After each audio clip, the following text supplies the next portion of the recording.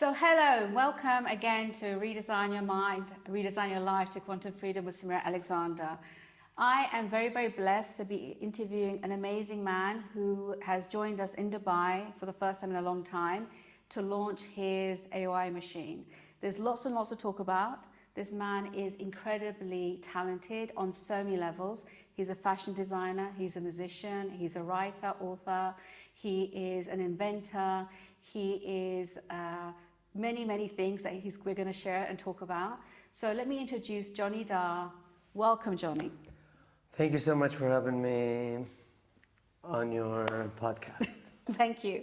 Look, Johny, it's been a month now since I've got to know you, and you never cease to amaze me. You have so many talents, you do so many things and do them all at the same time. I mean, you are multi-gifted and multi-talented and then able to do them multitasking. And I don't know how you do it. So I want to find out for the audience all about yourself. We're going to talk about the AOI machine because I've had an incredible experience. I know many of us who've had the opportunity to use your machine have had amazing, amazing experiences. But I want to find out more about yourself and behind all the inventions that you've done, behind all the fashion, and find out more about yourself and who you are, because you've done so many things. And I want to know, where do you grow up? You know, how did you grow up? What was happening in your life? Tell me more. Tell me more. Wow, Mike. Okay, it looks like I need to rewind back quite a bit. But okay, so let's start with, okay, let's kind of like rewind to a certain time. So when you were a little child, because one of the things I realized is that you were painting and drawing at a very, very young age. Yeah. Correct? Yeah. And some things happened. So tell me more about how old were you? What were you doing? You know, you were going to nursery. Where were you growing up? And what happened? I mean, since I was a child, I wasn't really a normal child in that sense, you know. I mean, basically, from what I remember, I didn't really make sense to many people, you know, because I was speaking my own language and doing my own things and telling my own stories and what kind of drawing and paintings and stories about everything. I had an opinion about everything, basically. From how young were you when you started having those opinions? Since I can remember, you know. I remember that I never accepted any other language other than the language that I was speaking myself. And it took me until 6, 7 to even like start speaking in English. Yeah. Wow. Okay. Yeah. And so you're communicating with yourself with this language, or what? Yeah, I was communicating with everyone else with that language, but kind of like, which pissed off my dad and pissed off, you know, everything. He's like, you went to school for 3 years, you couldn't count from 1 to 10. And where were you growing up? What was that? Where were you growing up? Was it in the US? Yeah, I was born in Cincinnati, Ohio, but then we traveled a lot and kind of like, so I grew up watching the world. So we moved every year. So then tell me about the art, because you were doing lots of paintings from a very, very young age, at 6 years old. Yeah, because the thing is this, at one point I realized that I cannot really, no one understands what I'm saying. Yeah. Or no one wants to hear what I'm saying. So I was like, okay, maybe I can start drawing it out, you know, just start painting it. So yeah, I started drawing and I drew on everything. Pretty much I had my wardrobe covered with art, under my bed, everywhere. So like I was breathing. drawing everywhere. Your art is like you like breathing. Yeah, because it was like for me, it's like, the world didn't make sense. And what made sense for me is like whatever I was seeing and what I was drawing. And what were you seeing? I don't know. I was like, at that point, I didn't know what I was seeing because I didn't know the difference, you know? I was just seeing what I was seeing. And then I was drawing what I was seeing. Yeah. And I remember what I was seeing, what I was drawing pissed off my dad big time, and and found it very disturbing, my stories. What kind of stories were they? Yeah, I mean, in the sense of like I was talking about how creation started, how life started, how... Wow. Yeah, how I was like just rewriting everything, basically, and he found it quite challenging because it was challenging his belief systems. So yeah. And so how do you believe that creation started? I mean, that's another few books. So that will take a while. Okay, all right. And then basically you were still going to school. What was happening? So you still continue with your art, or did your father take away the pens and things? Oh yeah, definitely. I mean, everything was taken away from me and was made to be possessed for doing what I was doing because it didn't make sense didn't make sense. So therefore, yeah, tried to suppress it, tried to fight it, so I was like in a war, With your dad? Yeah, with my dad and kind of like, yeah, as well, the environment in that sense because no one really got it, And did you have siblings? Yeah. And were their siblings able to connect with you, or were they similar to you? I mean, they were younger than me, so therefore they're they were just watching the show and not making much out of it. And it's kind of like my dad always having to justify that he is the right one, and then I was the black sheep. Yeah. And so then when you had to suppress your art, then how did you manage? Because obviously, or would you always find ways to secretly do the art somewhere? No, I remember around 13, 14, I completely stopped because I was getting fought so hard and then realized that this is just, it's a shit show. It just doesn't stop. It just doesn't end. So therefore, yeah, I stopped. And I remember just kind of like focusing on my studies and proved that I can excel in that, even though I found it quite dumb because all you need to do is remember things for a week and then forget it. So I just have to go and write down the answers and then get out and just forget it.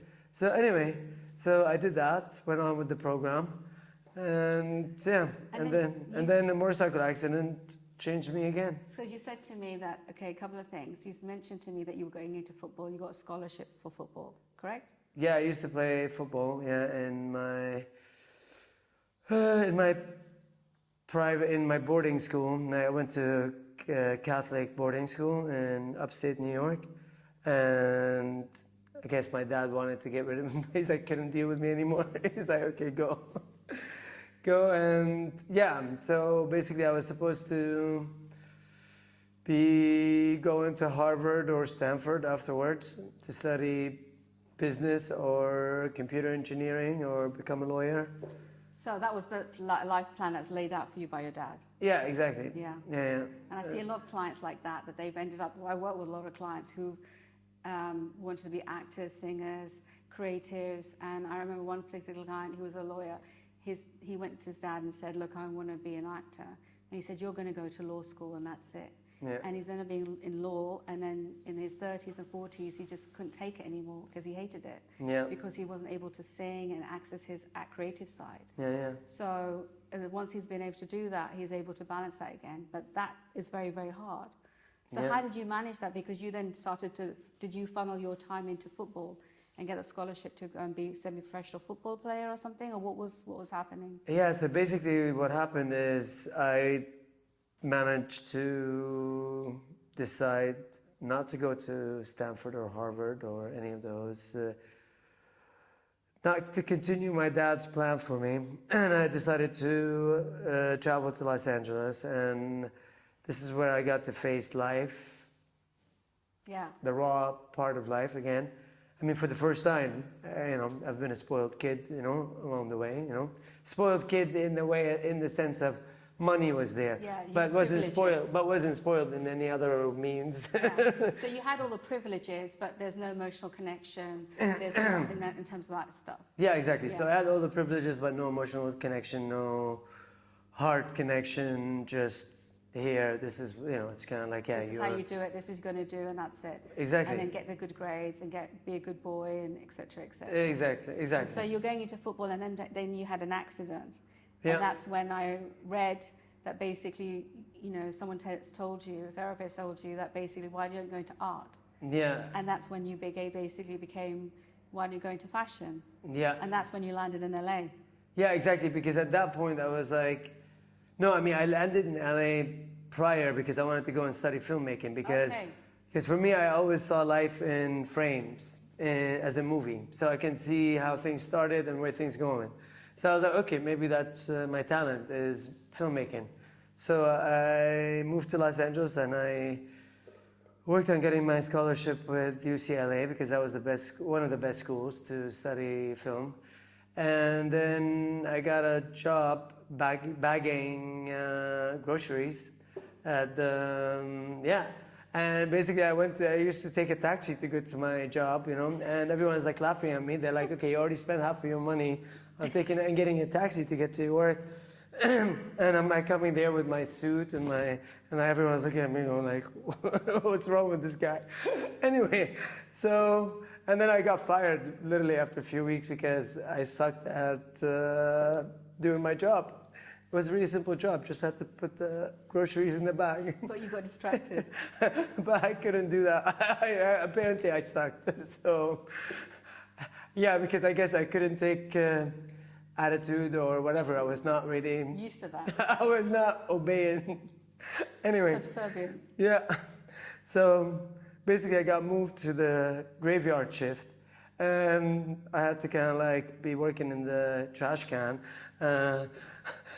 Wow. Yeah, like basically flattening the boxes. Yeah. Wow. So yeah, stacking them in the yeah. And what was motivating you to do that? Because you wanted to go to film school? Yeah, because I was like, you know, I mean, I had everything laid in front of me, you know. I mean, my dad was ready to put another 2-3 million into my education, but I decided to go and do that. So anyway, I realized how. So you had to do that by yourself? Yeah. No support whatsoever? Yeah, because that was like I was like, you're not this. going to Harvard or Stanford, you're going to be a lawyer, a doctor, whatever, and that's it. So he said, I'm not going to cut you off. Yeah, that was exactly. Yeah. So you had to do it yourself. So you basically had to roll your sleeves up, start working in a supermarket, flattening boxes while you go to film school, that you followed your passion and what you wanted to do. Yeah, so basically I was practicing all day, soccer, football, and working at night, flattening boxes. And then so why were you I bought a motorcycle.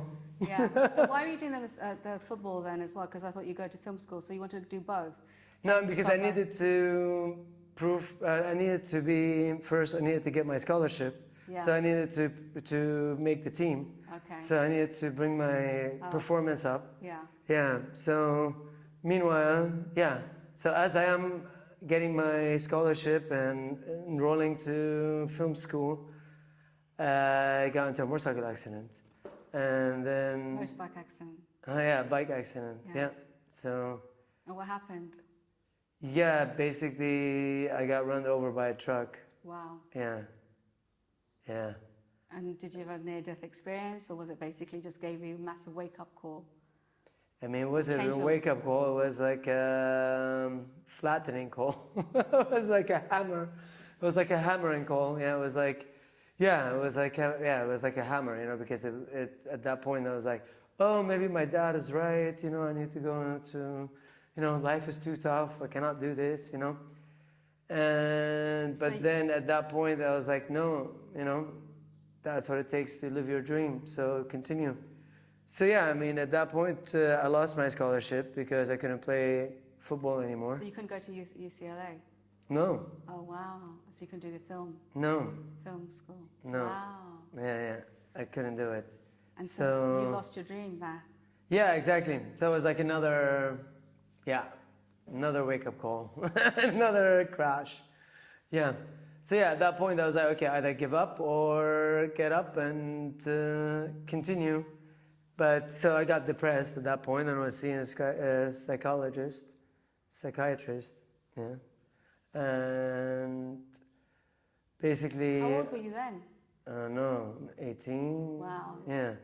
And then she was like, yeah, you dress well and you're into art and you used to be into art. But at that point, I even forgot that I do art. Wow. Yeah. It was beaten out of me. It was completely beaten out of me. You completely forgot about it. Yeah, I completely forgot that I can even draw. But then while I was depressed, I started drawing again. And then, I went and bought some coloring pens and started coloring again in my, because I had some time. And then, yeah, then she was like, okay, why don't you study to be a fashion designer? I'm like, fashion designer? That's the last thing I've dreamt of being, you know? So, yeah, in one way. And then I ended up going to apply to a few schools, few universities, whatever. And then I went for an interview. And then basically I was convinced to study apparel manufacturing management. Yeah. Since I'm already talented, but then I'm like, how am I talented already? Because I haven't even drew anything. But I just showed the instructor some papers, pieces, you know. And they thought, wow. And they thought that I was talented. I was like, oh, okay, cool. Didn't know. I mean, I knew, but that was beaten out of me. So yeah. And then from there, the story began of you working for some top brands. Yeah, I mean, basically, I didn't even. I mean, no. I mean, basically, first. I mean, after being in fashion school for 6 months, I had my instructors kind of like coming to me and they're like, if you don't make it, I don't know who's going to make it, you know? So they started pumping me and I was like, okay, I was getting pumped, you know? And then I was like, oh, I must have something, you know? But so I just kind of like, so I remember a year and a half into it, I started my own collection, you know? Because by that time I got the insurance money from my motorcycle accident. So I took that money, Wow. yeah, and I started my own fashion collection.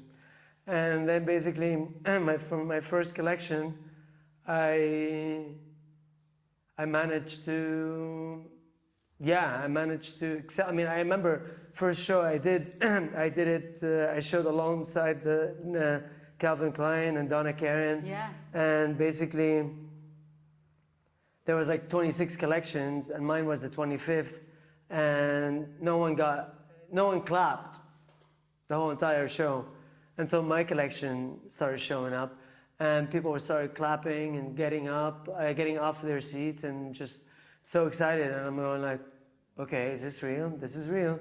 And then I was supposed to come out on the runway and then I hid. I ran away. So yeah, and this is how my fashion career started and I just took off. I got bought by the top stores throughout the US and this is how I started. And then basically I needed more financing, so I started selling cars and... Cars? Yeah. How do you sell cars?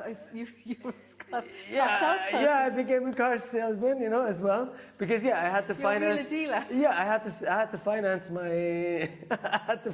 my collection, So basically I was working in fashion during the day and then selling cars at night. Any particular brands? Yeah, I was selling Acuras. Acuras? I don't even know what they are. They're kind of like the Lexus of, like the Honda, the luxury Hondas. Okay. Yeah. All right, okay. Yeah. So you're selling those at night time to pay you away. Wow. Yeah. And then? And then basically I built my company and I remember, it was really hard to build a company at that time. I was sleeping in my car, while I had an office and everything and showering in the gym, Yeah, and everyone thought, I'm like well off, at that time, but kind of like, I carry that, So basically, it wasn't easy, but I built it. So I was committed. So exactly, like you had a dream and you weren't supported. I think you obviously got the boost when everyone started telling you that you should be continuing to be in fashion, and then obviously you got boosted and you redid your collection. Yeah. But how did you, as I said, how do you continue to push yourself? You had a couple of setbacks, but how do you push yourself when when you had to keep getting the money? And from somebody who did live a privileged background before, right? Yeah. When money was easy. Yeah. To then struggle and to be sleeping in your car and motivating yourself to get to that next level. Yeah. I know what I do with the work that I do. I know that I can, even if I've had 3 hours sleep, I'll still be there seeing my clients because I'm passionate and very driven. Yeah. But not everyone is like that. As an entrepreneur, how did you keep pushing yourself and believing yourself?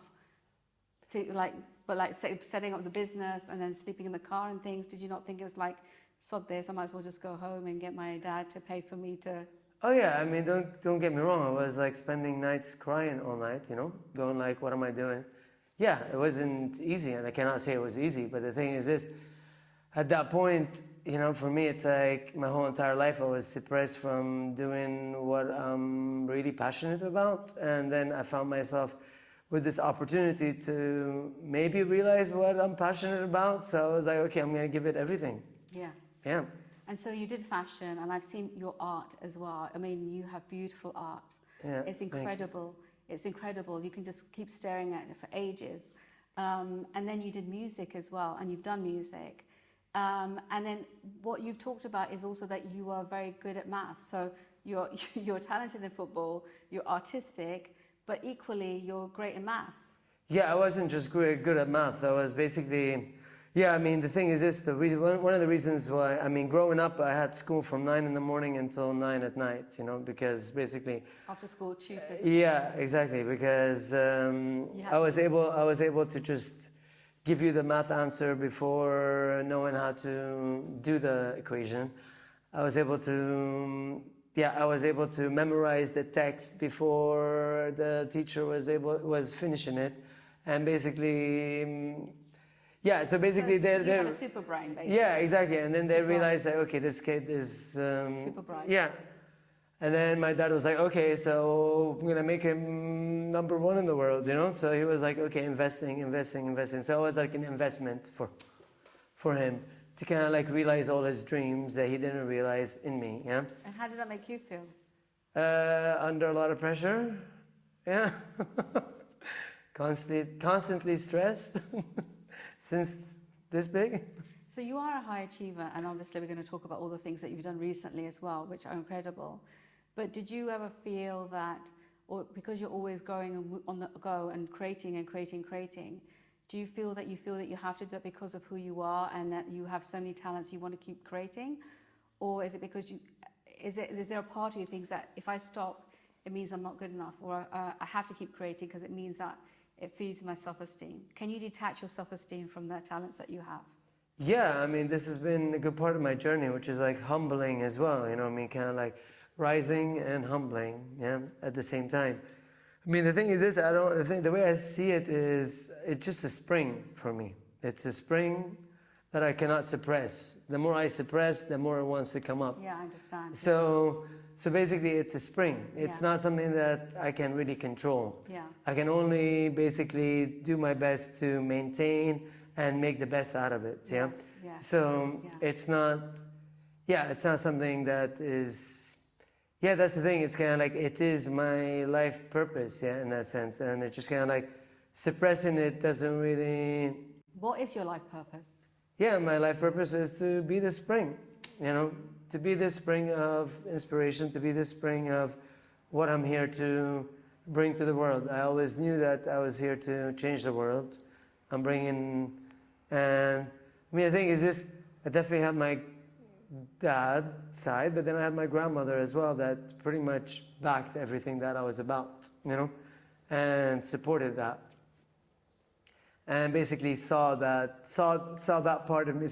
She saw my greatness in my true greatness, as my dad saw my greatness manufactured to his needs, to his needs. Yeah, to what he thought it could be serve the best, you know.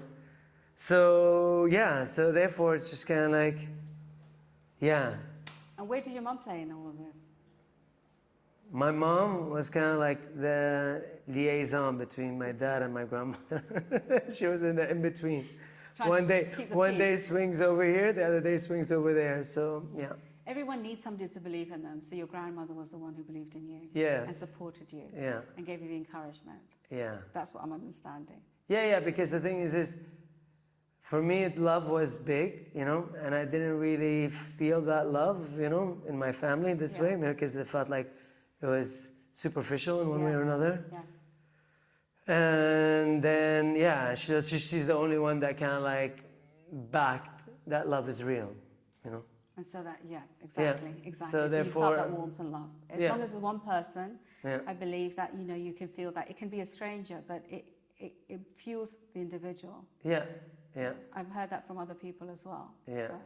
So she's the one who backed you. So how did the maths come in? Because you can think you've got super brain. You can think, you've got photographic memory, Yeah. and then you can do calculations, mathematical calculations very quickly. Yeah. I can figure things out really quickly. Really fast, right? I already figured it out walking into the room. Okay. Yeah. So you can, so you have a sixth sense, one would say, or what would it be? 6, 7, 8, 9, 10.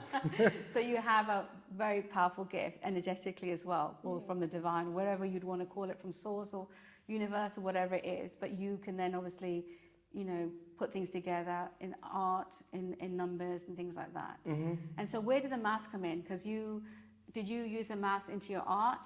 Is that how it came? Yeah, I mean, basically, it's kind of like I always drew in this unique way. Yeah, because I basically usually you draw the silhouette, kind of like, you draw in a woman, you draw in an animal, you draw in a building, you draw in the silhouette, and then kind of like working out what is within the silhouette, and then kind of like, but with me, I always kind of like started with, let's say, a form, and then I built that form, I imploded that form. And then as I'm imploding the form, it's kind of like I'm spiraling the form. Yeah, it's kind of like everything is starting at one point, and then it spirals out, and then and it spirals out in this, so basically I was like always trying to understand my art, because I was like, my art was it was my teacher. Yeah. That's how my best teacher at the end of the day was my pen, because... Do you feel that you're downloading and just basically doing it? Yeah, it's kind of like, I don't know if I'm downloading or if it's just coming from the inside out, heart, Yeah, because I feel like it's coming from my heart more than downloading, Yeah. Because it's like, I can do it at any time, any moment, it doesn't matter, You just connect it to that. Yeah. Basically it pours out. Yeah, that's it. It's kind of like, You don't think about it, just actually activating your heart and it's coming out, and then you just look at it afterwards. Yeah, so basically I kind of like drew, and then I was like, okay, why am I drawing like this? What is it? What is the secret behind it? What does it mean, really? And then I realized it was a mathematical equation, and then it's a geometric equation as well. Yeah. So it's like, it's and then always comes up with the same. And then I basically analyze it into math, and then into geometry, and then I realized that,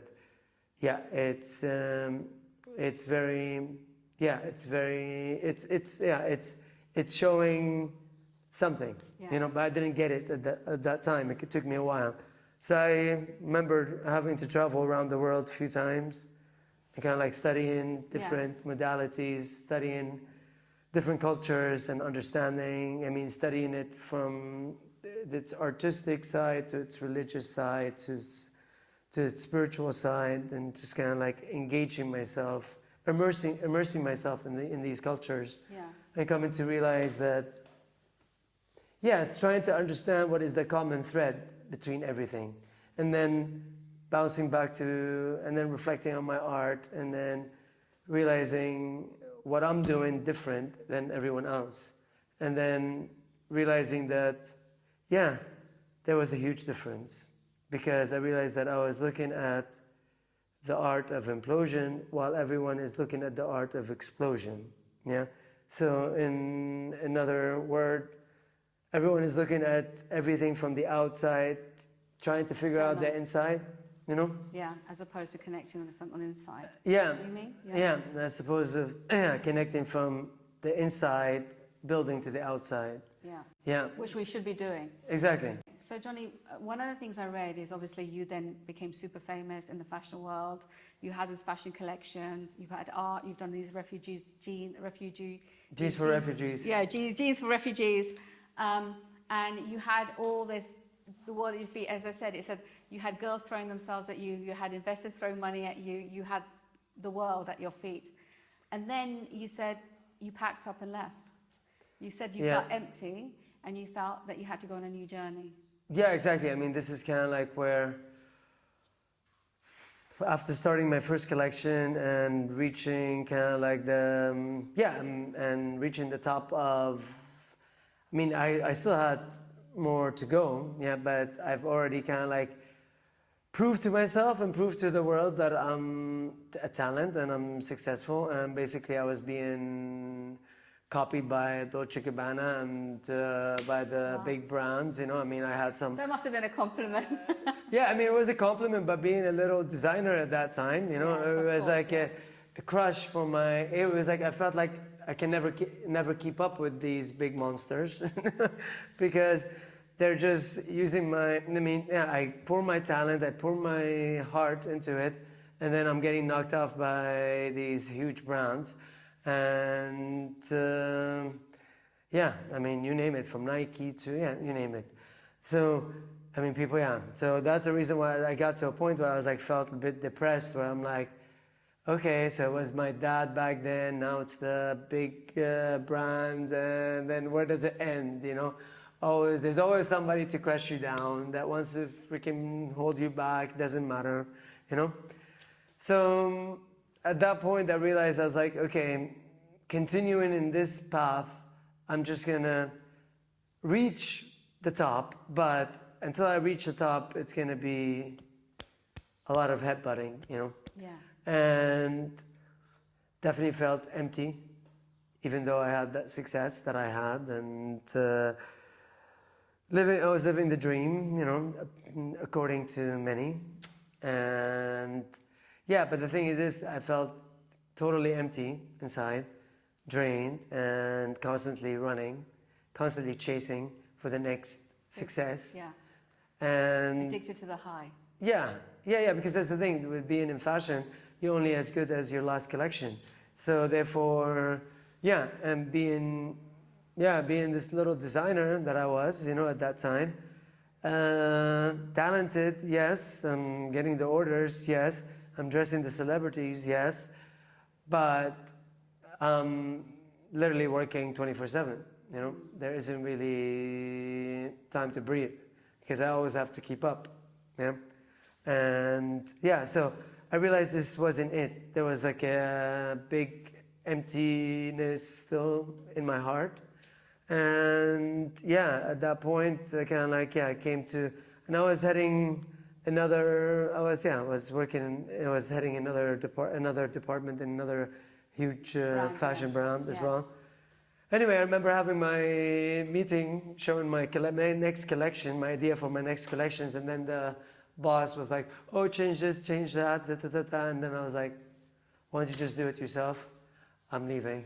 And I just left, you know, that weekend to a party, whatever. I came back, packed everything, packed my company, and I left LA, and I went around the world a few times for a few years, looking for this thing that I'm missing. Yeah. Is that love that you need to connect with yourself, or was it something else? What do you think it was? Yeah, I mean, the thing is this, I realized at that point that success that I realized it wasn't really the success that I was looking for. It was my way of showing my family that, look, I'm successful. Yeah, I'm good enough. I'm good enough, you know? So therefore, it was never real this way, yeah. You were looking for the approval. Yeah, I was looking for the approval, yeah, of course. Yeah, so at that time... And how did they take your success? Was your dad, did he warm to everything that you had done? Or? Yeah, I mean, as he warmed up to it, I left. So that like kind of like took everything back to minus again. So you went on this journey of a quest of connecting with yourself, but also, as you said earlier, about understanding your art and connecting with all the different modalities and different cultures.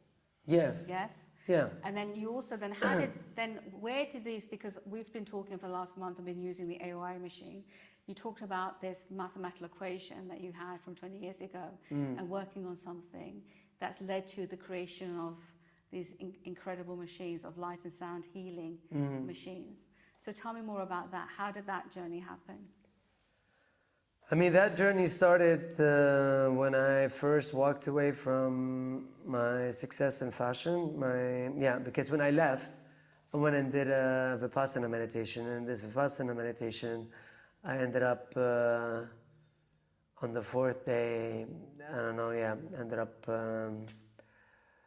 ended up what? Yeah, I mean, I ended up basically what happened to me was exactly what what they were saying.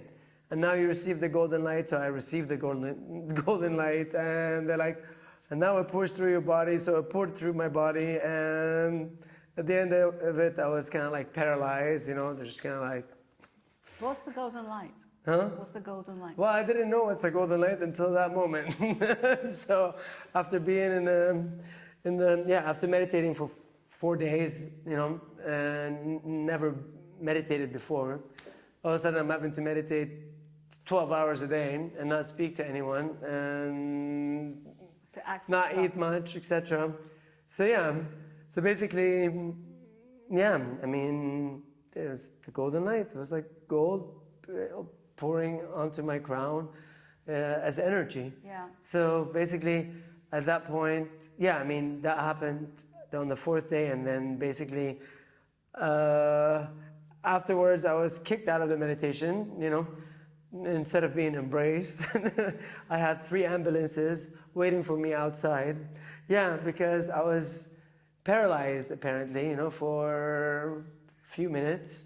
And then I realized that I needed to pull myself together. And then I pulled myself together and got up. So you had a massive download.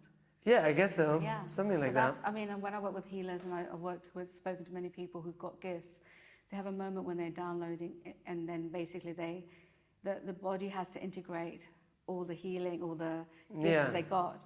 So at that moment, if you're having downpouring golden light, I know golden light because pranic healing, when we meditate, we source down, bring down golden light to bless the world. Yeah. That's in pranic healing. So you are obviously downloading and getting it and basically, you know, integrating into your body. Yeah, exactly. I mean, and I that's remember. one of your gifts. Yeah, yeah. This is kind of like what,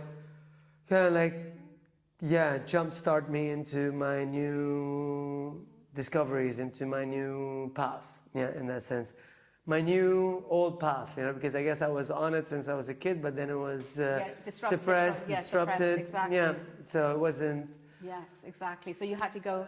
You were delayed by it, or maybe it's divine intervention. The time it had to be at that time because you had to go through other journeys before you got to it to appreciate it, some would say. Yeah, exactly, something like that, maybe. Yeah. I remember after being done with the ambulance and realizing I'm getting kicked out of the meditation for disturbing the meditation for the first time in 20 years. So I was like, okay, I mean, the only thing that happened to me is exactly what you said is going to happen. So I thought I'd get embraced for it, but no. Anyway, I remember being in the bathroom as I'm getting kicked out. My last moment in the ashram or in the, I was in the bathroom and I closed my eyes and I can see everything. I can see 360 and golden hair, golden everything. And I was like, okay, now I'm really crazy. So. Yeah, as I mentioned to you, when I used to sense things and feel things, I don't know what they were. And that's when I went to see a healer and I described it. She said to me when I was 22 that, oh, you're psychic. And I said, what's that? So then she gave me a book and that's when I realized, because I thought I was going crazy. So this moment when you're in this ashram years later and you've got this golden light and you can see 360 when you're closing eyes, I mean, you've clearly got gifts, right? But then the thing is, you get these downloads. It was terrifying, to be honest. Of course it was.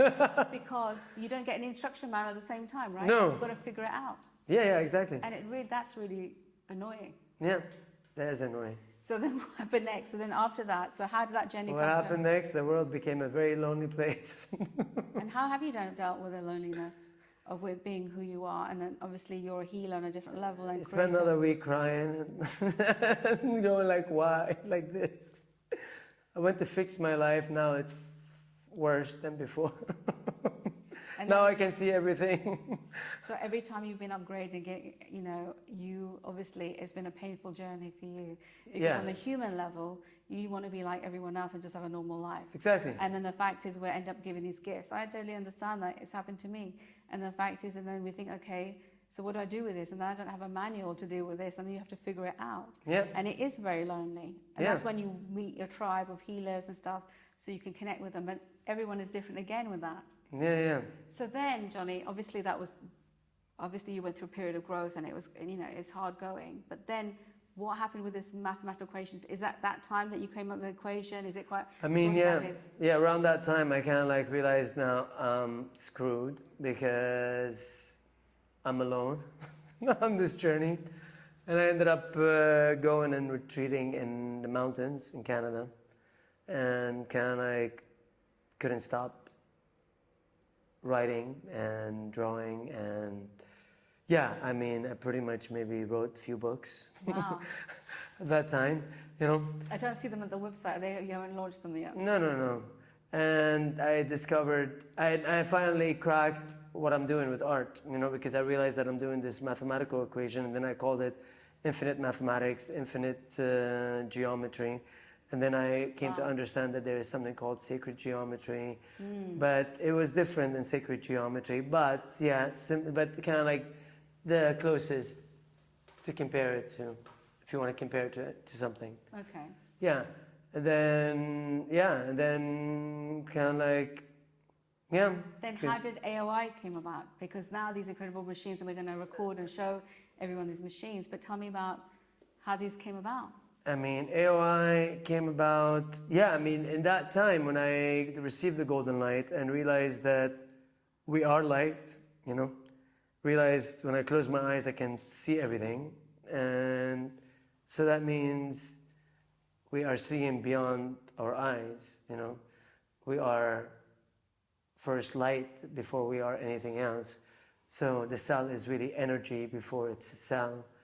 And then I realized that this is exactly how we are missing what life is about, because everyone is focusing on exploiting the atom to atom. You know, we're headbutting against the atom and just coming up with further destructions and further explosions, and then missing out on that 99%, which is space, and then realize that space, what lives in space, sound and light. You know, that's what travels in space. That's what occupies space. So therefore, if 99% is space and space is occupied by sound and light, then we can fix the atom if we know how sound and light is put together. They are fused together, how they are built, how they end up producing the atom at the end of the day. So yeah, so therefore it's kind of like I've discovered that we are missing out on 99% of what life is about. Yeah, that's the reason why now I'm alone in the world, because I realized that I just stepped way out of the box. Yes. And everyone else is still in the box. Yeah. You know. Yeah. And it was kind of like, and I couldn't return anymore, because now returning it's counterproductive. It's kind of like I'm going insane returning to what? To agree with the idiots that they have it down, that they know what they're doing. Yeah, because then I started realizing that humans are dumb. And we've got it, you know, we have it backwards. And we are destroying everything because we are so disconnected from what life is really about, you know? So, yeah. So what do you think life is all about? Life is really beyond the energy, beyond the physical, because the thing is this, now it's proven that we can live by just breathing and getting fed light, yeah, if we maintain a high frequency, yeah. This is what breatharians prove to humans. To the rest of humanity. That we can do that, yeah. So at the end of the day, why are we wasting our time acquiring everything that we're trying to acquire? I mean, coming from a wealthy family, I've had all of the wealth since I was a child, you know. I had my own driver, I had my own nanny, I had my own whatever, everything, basically. Everything in the material world was mine. I just had to point at it, you know. But none of that made me happy. No. It was zero happiness. I realized I was the happiest when I was barefoot, walking around the world, being me, with a big smile, you know. Didn't matter if I slept or took a shower or ate or not. As long as I was doing what I wanted to do, Yeah. that really kept me happy. Yeah, Yeah, yeah. that was like true happiness. Yes, exactly. Being your true authentic self. Yeah, you know, as long as I didn't feel like I needed to go with anyone else's agenda or trying to control my time or trying to buy my energy or buy my seek time. Approval. Oh yeah, or seek approval. Yeah, all of that. True freedom, right? Yeah, it is true freedom. So then, how this, as I said, these machines. So I've been blessed to have the opportunity to use your AOI machines, both of them. And the experience has been incredible. I've done it for 17, 18 sessions now. And I know for me that light and sound, as I told you before, when I first heard about this, I said, yeah, sure, I'll come and do it. But when I actually came into the room and I saw the first machine, I realized that this is something very, very special. It's unprecedented, as you know, right? But for the viewers, we have to tell that it's unprecedented because there's nothing here on the planet like this. And I recognize, like in the UK, when I was growing up, there was a TV program called Doctor Who. And there used to be this blue little box that the doctor would go into, and then he'll teleport himself to different places, okay? Different planets, universe, all different places, different timelines. And so when I actually first, I didn't know anything about you, and I first came in and looked at the machine, and I saw the bright colors and things, psychedelic, I realized it's so bright, and I thought, this is something extremely special, and I couldn't believe it. And as I said, I was like over the moon, excited, and fell to my knees, and like overwhelmed, because I thought, this I know is very, very special. And that's where I realized I knew you were very special, because we hadn't really spoken before. And then even from the first session that I had, I felt this massive downpouring of energy. Now, I do a lot of meditations, and I feel that when I do full moon meditations, but to have that just because in a box with light and sound and what I was going through, and then the journeys I've had, each time I've gone in there, everyone's had different journeys. There's been physical healings, there's been energetic healings, there's been obviously purging and release of negative emotions and things. But as I said, from the 7th, 8th session, I felt this massive explosion of love, just automatic, and you feel that vibration. And as I said, on the 17th session, I was crying with gratitude, and I felt my whole body vibrating with gratitude and unconditional love, which I teach my clients through hypnosis and things, but to actually feel it to that level through this machine was incredible. And I still feel it all the time and can still connect to it. And it's been, I think, 10 days since I haven't had a chance to use the machine. But I think what's so powerful from my experience is that people who don't feel, a lot of people haven't had love in their life or haven't felt love, or they're finding completely disconnected.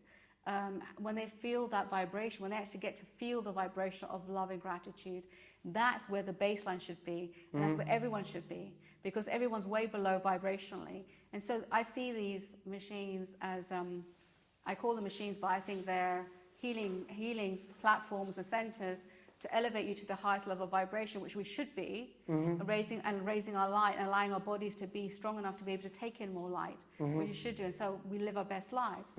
So that's how I've seen it.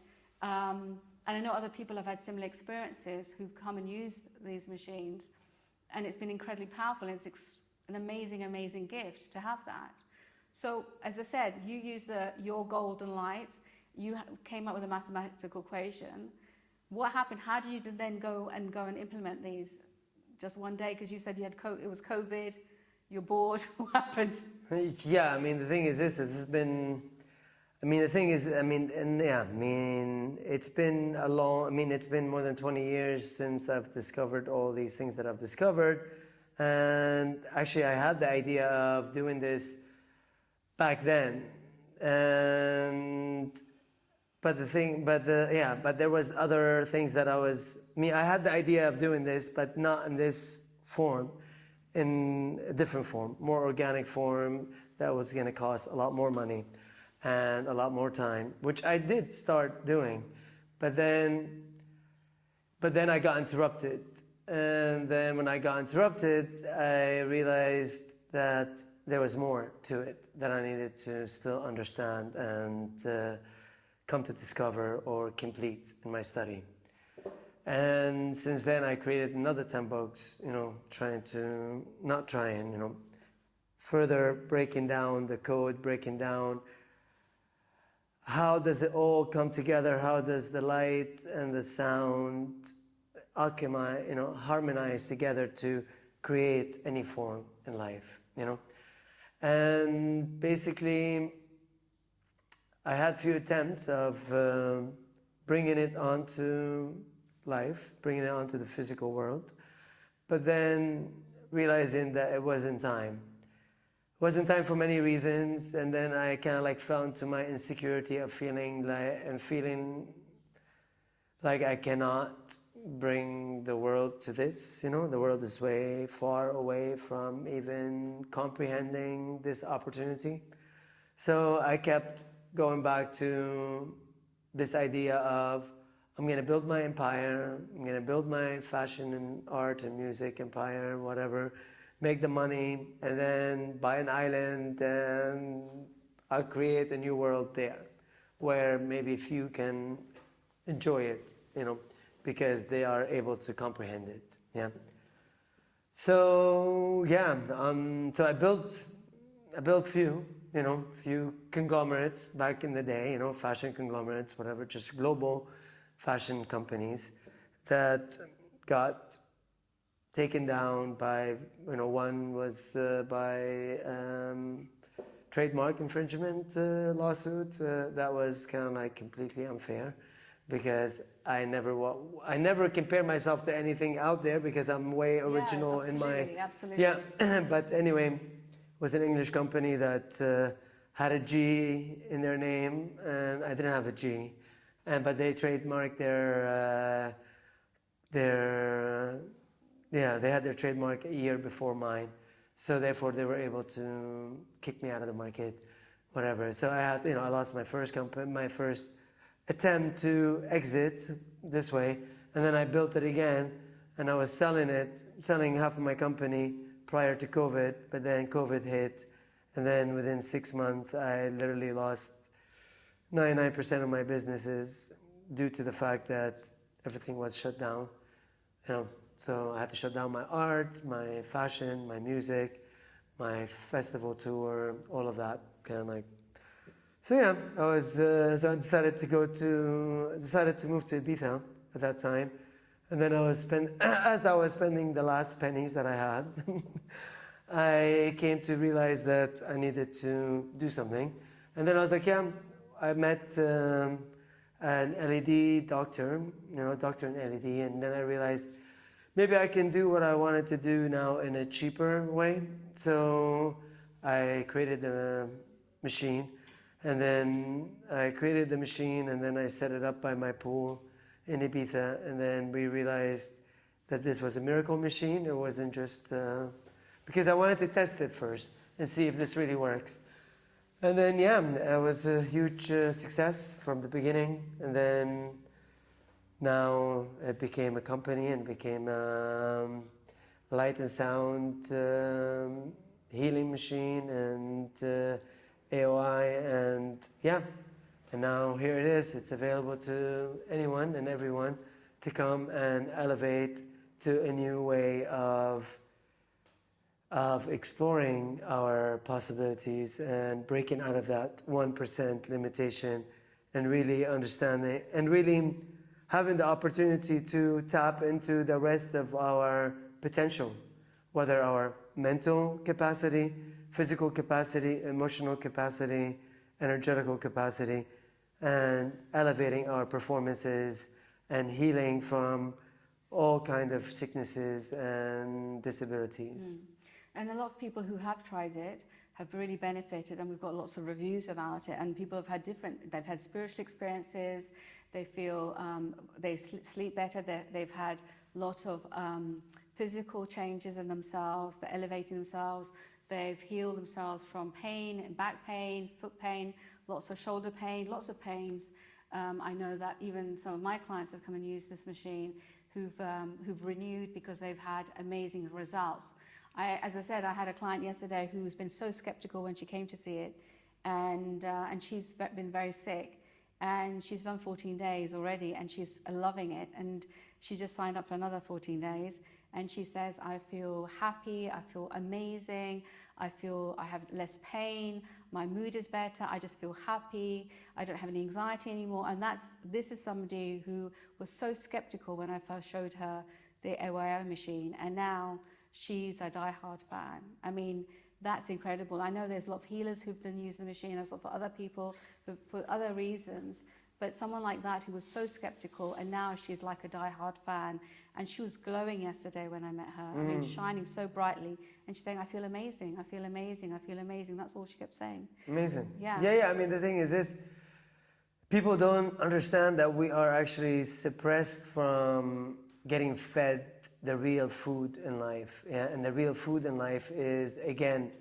is light and sound. Yeah. So I mean, if I tell you you're ugly, you feel ugly for the rest of the day. If I tell you you're beautiful, you feel beautiful for the rest of the day.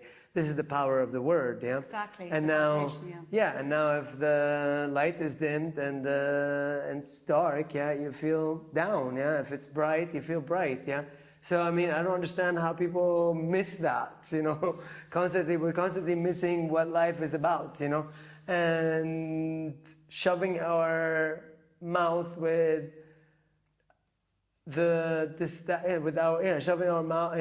shoving ourselves with all these things that are actually distracting us from what life is really about. You know, whether the food that we eat or what we purchase, what we end up spending our day doing. Yeah. So I mean, it doesn't matter. You know, you go on, but people like forget that it's energy at the end of the day. Yeah. Because the only reason why you're getting the money that you're getting, not because you are actually giving money in return or giving a product in return. No, you're giving your energy in return. Yeah. So therefore, that's another thing that people discover here. They come, they do their session, and then their finances are getting better and they're going up. Because yes, it makes sense. Because basically, the world wants your energy. Yeah. So you gather energy, you gain your energy, you gain your energy back, and then the world wants that energy back. Yeah. Wants the energy from you. They're like, here, how much money do you want for your energy? Yeah. And the other thing here is this. Yeah. So one of the things also I know is because we have to manifest in the energy world, and we have to be there in order to manifest into the physical, mental, emotional. Yeah. From the energy to mental and emotional and to the physical. And a lot of people don't understand that, but because I've done do pranic healing a lot, I understand that. And this machine actually helps you to get into that and manifest there, to go and manifest into physical. So yes, like when we have phones and all these other instruments, our energy is drained, but this boosts our energy. At the same time, it helps us because we're vibrating the quantum field level with these machines. You're able to manifest in the energy level much more easily, and then it manifests into the physical. Exactly. I mean, the thing is this here. Everything around us is designed to suck our energy. Yeah. That's the reason why we lose our colors as we grow. Yeah, that's the reason why we slow down as we grow. Yeah, because basically we're taken away from our life force. Yeah, we're taken away from our cells that communicate with each other through light photons. Yeah, and basically when you are spending your light photons all day long, yeah, on gaining the world around you and losing the world within you, then of course you feel empty at the end of the day. You feel depressed, you feel down, you feel incapable, you feel unworthy, and you get sick. Yeah, you're getting sick because now the world inside of you is disturbed, is disrupted. Yeah, is unable to communicate with itself. Yeah, Exactly. Your skin is unable to communicate with your brain. Your brain is unable to communicate with your nervous system. Your heart is unable to communicate with the rest of your body. Everything is blocked, is disconnected because. So the thing is this: when you suppress the energy, when the water is not flowing, the water gets sick. Yeah, and neck down, we're 70% water. Neck up, over 80% water. Yeah. So therefore, the main component that we're made out of is water. Yeah. So now when you're not able to move this water and charge up this water internally, then it gets sick. Yeah. And the inflammation takes over. Yeah.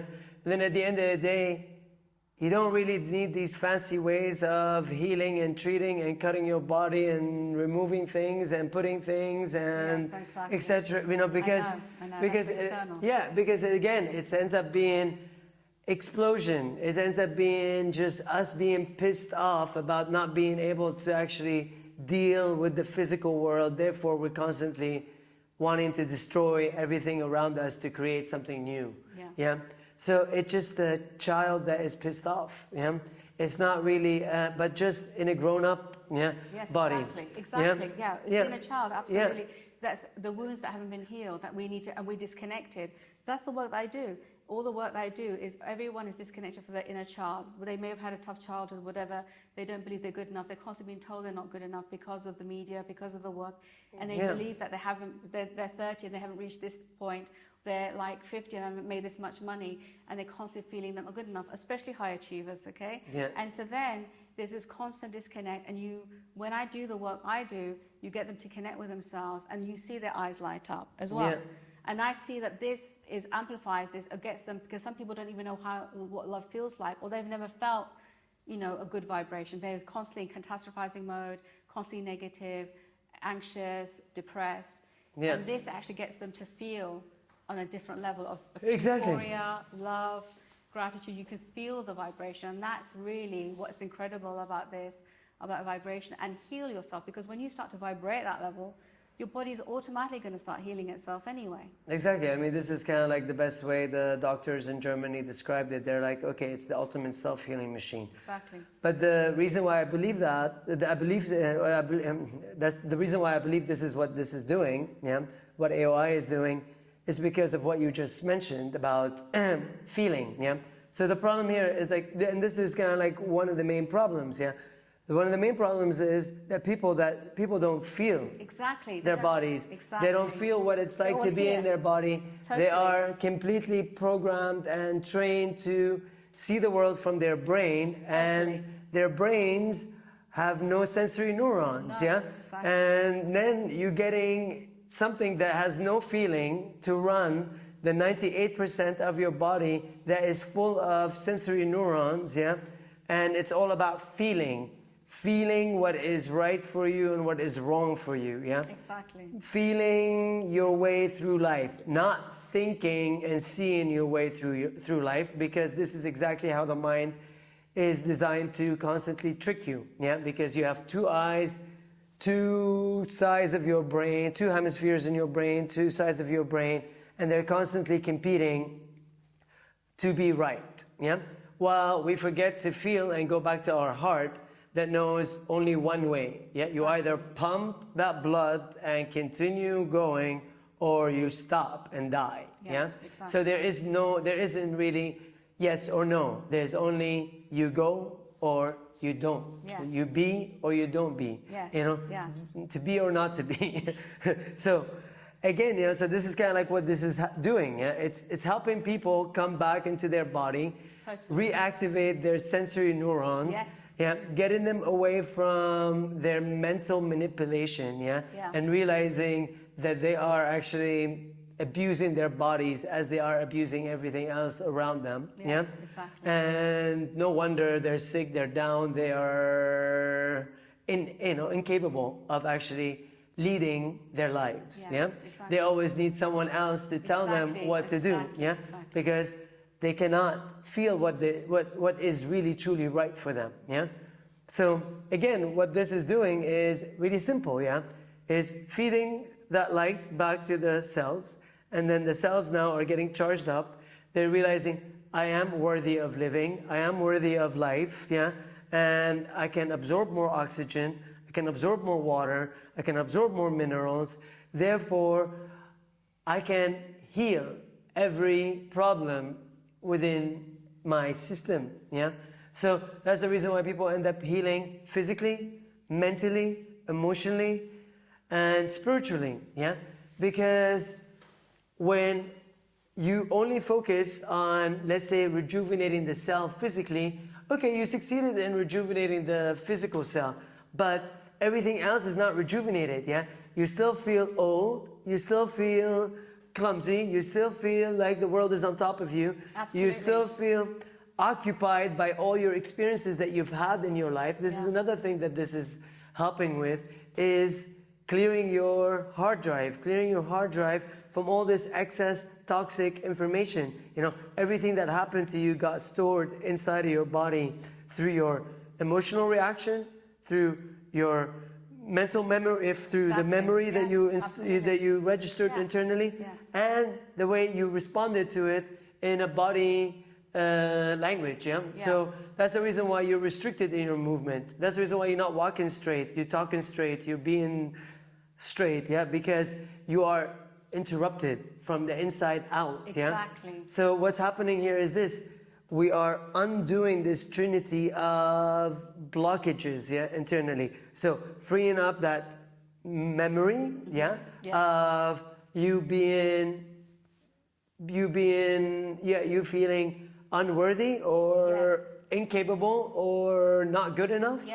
And then that emotion that you now locked into, that feeling of, oh, okay, I don't want to feel anything because everything hurts. So you end up becoming dumb, emotionally dumb, And then when you're emotionally dumb, then of course you don't know what to do about anything, because you don't know how to feel your way through life, And then you are walking constricted, your body language showing that you're incapable. Exactly, you're holding trauma or feelings in your body, because and then you're restricting your body. Exactly. You know that already. That's the reason why body holds the score, right? Exactly. That's the reason when you go in the machine, what the machine is doing, it's adjusting your posture, is clearing up those disorders, these, undoing these blockages of mental, emotional, and physical, because this is how we lock ourselves. And then people come out and they go, I am worthy of love, I am worthy of money, I am worthy of success. Oh, I always wanted to do this, and now I feel like I can do it. Because all of this has been suppressed. Oh, I'm not sick anymore. I forgot that I'm limited by my back pain or by my chronic disease or whatever it is that I've convinced myself that I'm sick with. Exactly. And that's the thing. You go to the doctor to confirm that you are sick, that you are down, and now we have you, and now I hope you have a good insurance to pay for the rest of your life. Instead of going like, you're not sick, you are not that destructive memory that you're holding on to.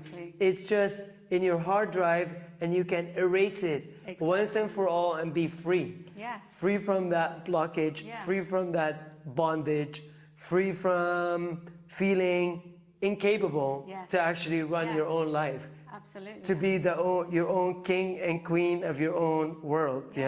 Absolutely. My first session, as I said, I didn't know much about this. So my first ever session, as I said, one of the experience I had was a downpouring of energy on my head and a lot of heat on my head. But the other thing was, I was standing in there, I thought, okay, I've been here for 15 minutes. I suddenly felt really, really angry and a lot of low self-esteem. A lot of low self-esteem and a lot of anger. And it was so overwhelming that I thought, okay, what is this? Okay, I've been in there 15 minutes, I want to leave. So when I came out, that's when you told me I was in there for 45 minutes. That's one other thing. And then we sat down and spoke. And I said, listen, I'm feeling really, really angry. Why am I suddenly feeling angry? And you were talking to me and explaining to me, you're purging, you're releasing all these emotions of low self-esteem and anger, because I was very angry. I don't know what it was, but it was just suddenly I felt so angry. And as you were talking to me, explaining it to me, the anger just disappeared. And then from that moment on, the whole evening, and I slept well as well that night, I felt so still and I was so blissed out that I couldn't even ask any more questions. So I basically was just so like out of it. And I've never been that still ever, that I felt so still here and so still here, and the whole body was still. And I know my cousin was waiting. I told her I was going to come and try this machine out, so she was really excited. And I could hardly even speak to her. I was just so within myself and connected with myself that she said, wow, you really are, really hadn't it changed, because you're not talking a lot, you're not getting triggered, you're not this, you're not. And it was an incredible experience. I mean, from day one, I had an amazing experience. Not everyone has that, but a lot of people have been having these incredible experiences from day one. But yeah, absolutely. I feel that because a lot of people talk about, like there's Dr. Joe Dispenza, there's Dr. Bruce Lipton, he's talking about vibration, we all talk about a quantum field, and I talk about the quantum field and what is the quantum field? The highest vibration of gratitude and love, and that's where we should be. And so the fact is that, you know, that release kept me so still, and then as the sessions went on, you vibrate at the highest level of love and gratitude. The whole point is that we need our mind and our heart to be connected. There has to be heart-mind coherence. Everything starts with the heart. And then next, as you said, is the feeling. So even when people say you have to talk about manifestation, they say you have to see it, you have to say you have to feel it in the heart, but you have to feel it. Yeah, and a lot of people don't feel it. And exactly. that's where they fall down. They don't even have the heart, they don't have the connection. So now, this is the opportunity, obviously, to cleanse that, to be actually manifesting machines of themselves and create the amazing life for themselves in a very fast way. Obviously, with support and coaching as well can help, but you know, to even learn how to feel. Because when I work with a lot of clients and they don't know what love feels like because they've never had it in their life, I have to find ways to get them to feel love, and so that they can feel love. Now, this machine gets you to know, you know, to really feel what it feels like to feel unconditional love. You feel so expansive here, because it happened to me. You feel the unconditional love and gratitude, and know how to feel the vibration of it. And then you feel that, and then you can connect to that, and then you can create anything. Exactly. I mean, so there's no reason why you can be sick, because you then, once you're always in it, your body is a self-healing machine. It will cleanse everything. You'll connect with the edge, and everything is from love. Because, like as you said, if it's good skin, if it's being healthy, if it's going to be fit, it all starts with you loving you. And connecting with yourself, with your body. And so many people have shut themselves down. They're disconnected. There's this depersonalization. Lots of people have had traumas, so they're not even connected. And there are a lot of people who've just been so focused on mind because they've never trained to connect with their heart, or they think, oh, it's silly. A lot of guys don't connect with their heart, but then it gets to a point where they're having panic attacks. I've had top GMs and CEOs coming to see me because they're having panic attacks. They have a perfect life. They're good looking, they have a perfect family, they're making amazing money, they work at the top of their game in a top multinational company, but they're having panic attacks. They've gone to see a cardiologist 6 times, the guy's saying, you've got an amazing heart, there's nothing wrong with your heart. And then basically what happens is that they're still having panic attacks, and what happens is they've disconnected from themselves. Like what happened to you with like you having to suppress your art. I've had other clients saying you can't cry. Men are not allowed to cry. They're not allowed to be connected. You're not allowed to sing. You've got to be a lawyer. You've got to do this. There's a lot of people who've been suffering, and it comes up in their lives and when they're 30s or 40s in physical illnesses. Until you access those gifts again, because those gifts were given to you when you came down on this planet, and you're meant to access them. Yes. Because those gifts are there for you to believe, like, you know, your art, it's like breathing. What I do is like this breathing, you know, the healing I do. It's like everyone else, people who sing, I wish I could sing, but these people can sing, but if they suppress their singing voice, can you imagine? And they're living very close, very contracted lives, and coming from that place. Yes. And then when you do that and release it from here, it's amazing. Yeah, exactly. I mean, this is the biggest misperception in manifestation, and how a lot of people right now are misperceiving or misunderstanding positive affirmations and how to manifest. So basically, they say, "Oh, repeat it to yourself. You know, think of it. If you can see it, you can be it." So I see a lot of people trying to program success into their body by kind of like feeding their heads, feeding their brains again that scenario of them being successful, or that scenario of them achieving their goals, But then one of the main problems with now manifesting in these terms, you are forcing it, Exactly. Because the brain is constantly trying to force its agenda onto the body. That's another reason why it ends up exhausting the body. That's the reason why these top professionals, they end up breaking down after 40 years old, or around 40, 45, 50. Exactly. Because now they've been overriding their bodies, and overriding their feelings, with their headstrong. Totally. Exactly. Trying to be with their we're just keeping our heads above water. Which is very literal, yeah? Because your body is water, yeah? And now when you're keeping your head above water and trying to control the waters, keeping your head above water again, yeah?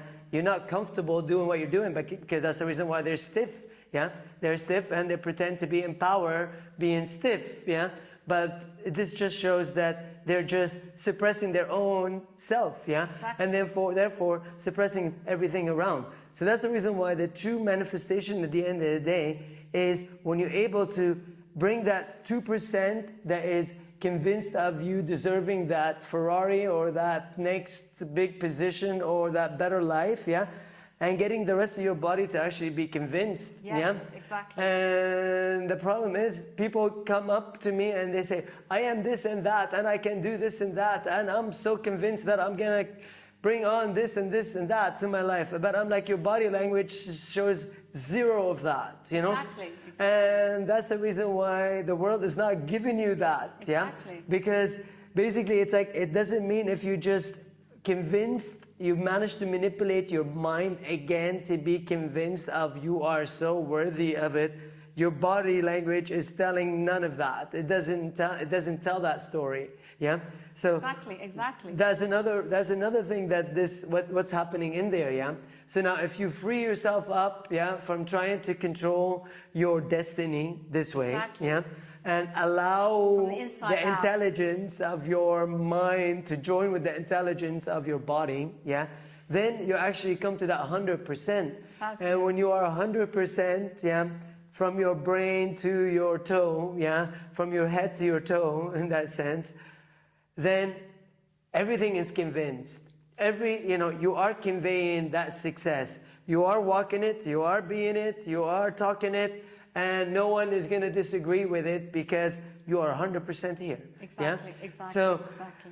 that's the reason why it's like all this positive affirmation, it doesn't end up working at the end of the day. It ends up actually teasing you further, yeah? Because it's kind of like, again, telling people that, look, you can be an apple tree, yeah? You just have to keep telling yourself that you are an apple tree.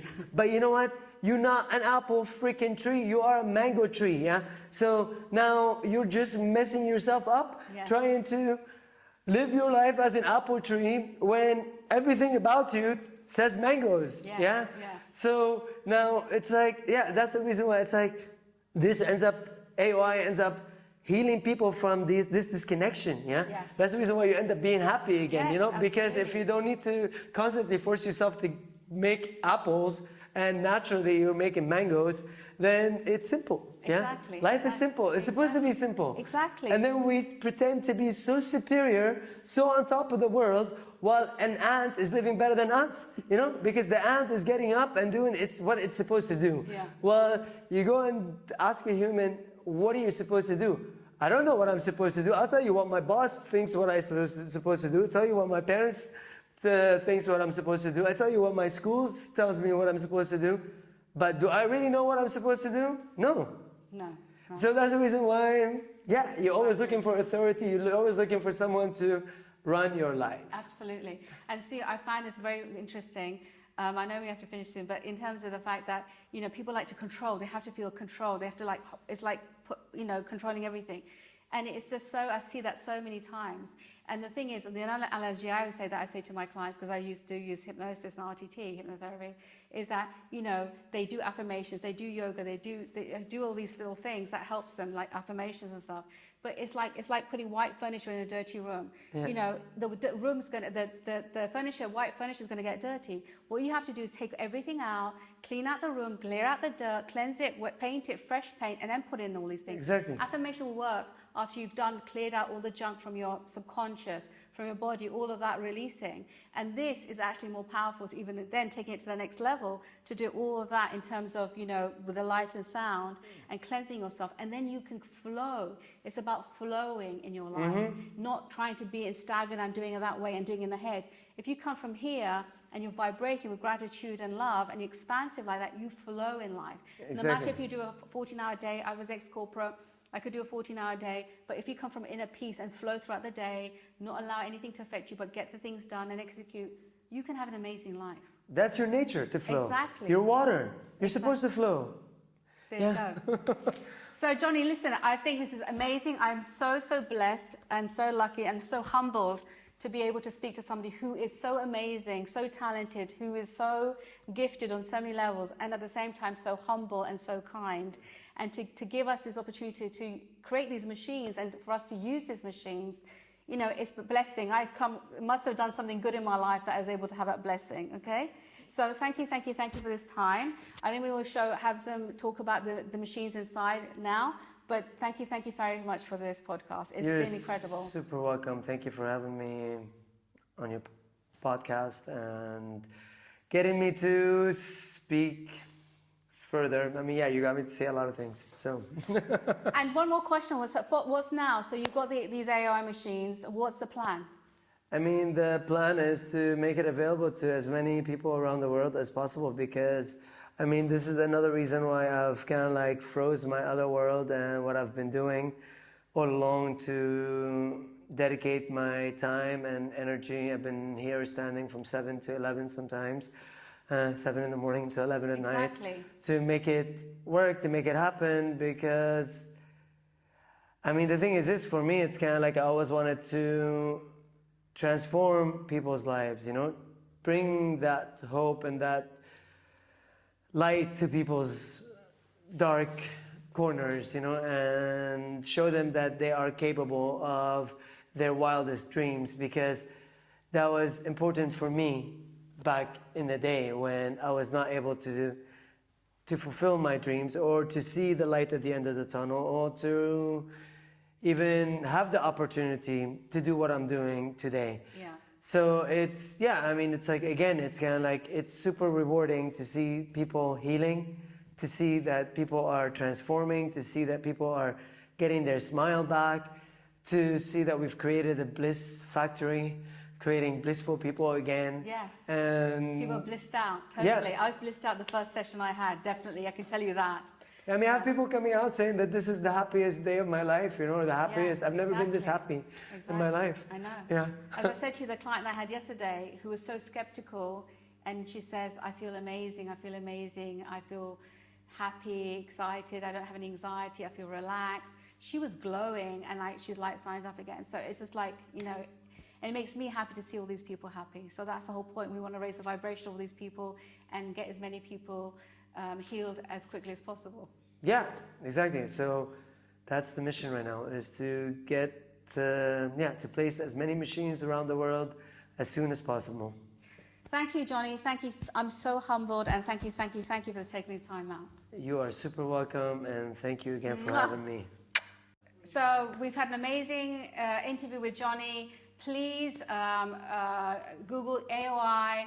We can put links down. You can have a look at the machines. You can have a look at all the packages that we do, what we're offering, and come and test it out.